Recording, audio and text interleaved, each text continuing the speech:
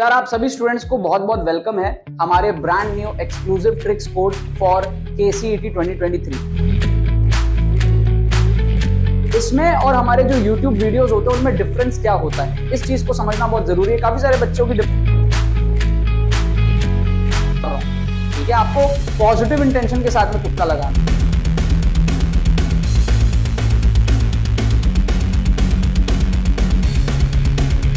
Beta से हो रही है, यहाँ पे अल्फा से स्टार्टिंग हो रही है। इसके भी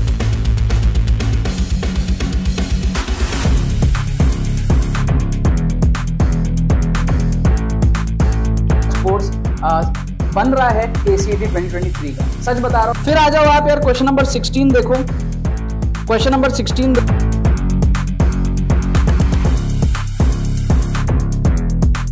तो सबसे पहले तो यार YouTube के अंदर में वीडियोस एक तो बहुत सारे होते हैं, ठीक है, और बच्चे को स्ट्रक्चर्ड वे में।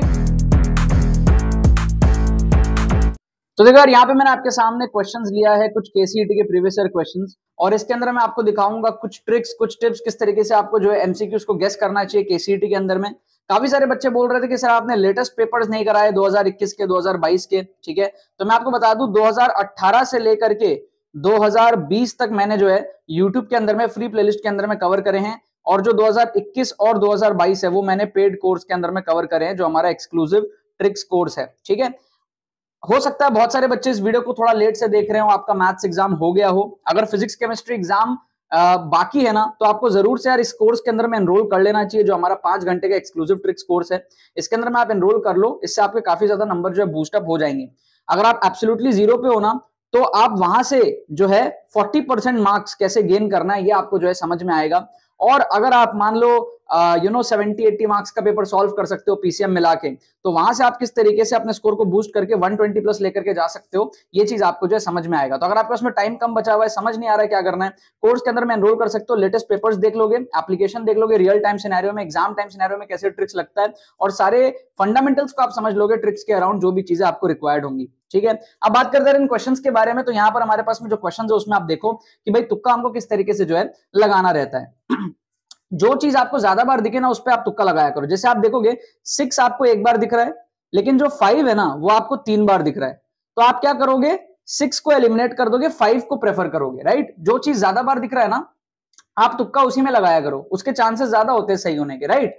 फिर आप देखोगे 11 एक बार दिख रहा है, 20 एक बार दिख रहा है, लेकिन जो 19 है ना वो आपको 2 बार दिख रहा है, तो आप 19 को प्रेफर करोगे। मतलब फर्स्ट केस में आप 5 को प्रेफर करोगे, सेकंड केस में आप 19 को प्रेफर करोगे।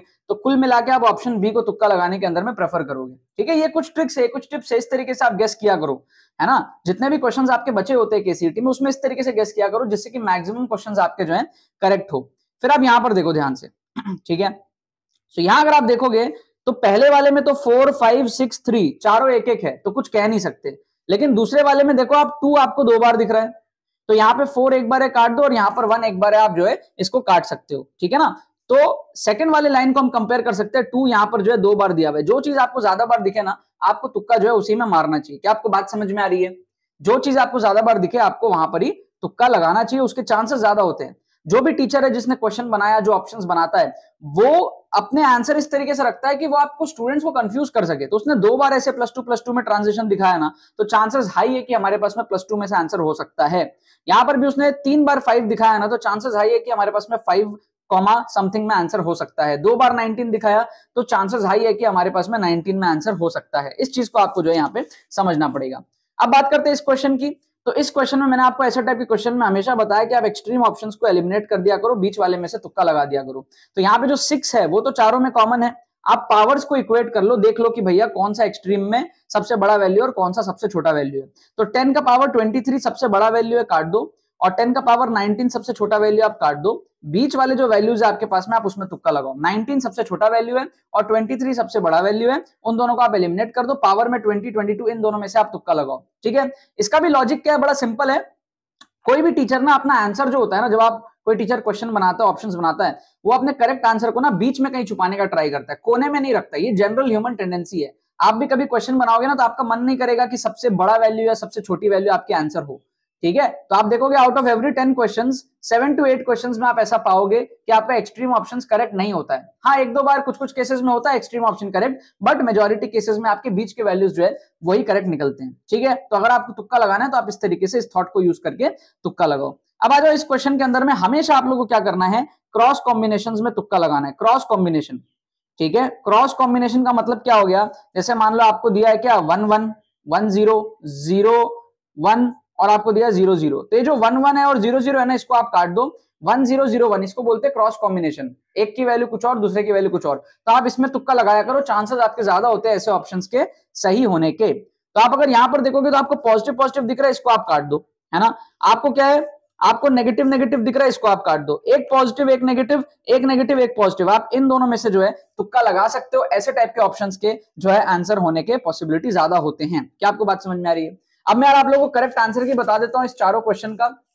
जो आंसर की अपन को दिया हुआ है ना, वो दिया हुआ है BCAD। पहला का दिया अपन को B, दूसरा का दिया है C, ठीक है, तीसरा का अपन को दिया है A और चौथा का अपन को दिया है D।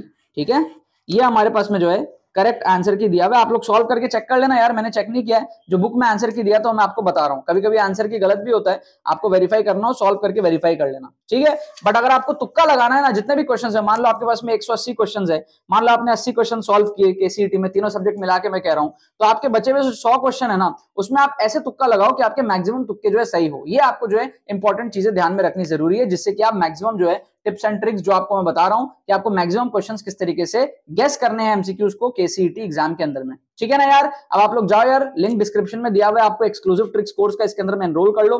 अगर 5 घंटे का कोर्स ये आप देख करके एग्जाम हॉल में जाते हो तो आपको बहुत ज्यादा कॉन्फिडेंस मिलेगा, आपके 20-30 नंबर तो आराम से बढ़ने के चांसेस रहेंगे, जो आपके वैसे आएंगे अगर आप इसके अंदर में एनरोल नहीं करते हो या फिर प्रॉपर तरीके से यूट्यूब से ट्रिक्स एंड चीट कोड्स नहीं सीखते हो तो। ठीक है, बहुत सारे बच्चे अफोर्ड नहीं कर सकते हैं, तो आप अगर यूट्यूब के भी वीडियोस बहुत सारे देखोगे ना और थोड़ा सा डिसिप्लिन से आप सारी चीजें थोड़ा सा अवेयरनेस के साथ सीखोगे, तो आप यहां से भी बहुत सारी चीजें सीख सकते हो। ठीक है, तो जो फ्री प्लेलिस्ट है ना हमारी यूट्यूब की, उसका भी लिंक आपको डिस्क्रिप्शन में मिल जाएगा, इन केस आप कोर्स अफोर्ड नहीं कर सकते तो। वैसे तो कोर्स की प्राइस बहुत ही कम है, ₹499 है आफ्टर डिस्काउंट, जो कि काफी अफोर्डेबल हो जाता है। ठीक है ना यार, बाकी तो बस यही बात है।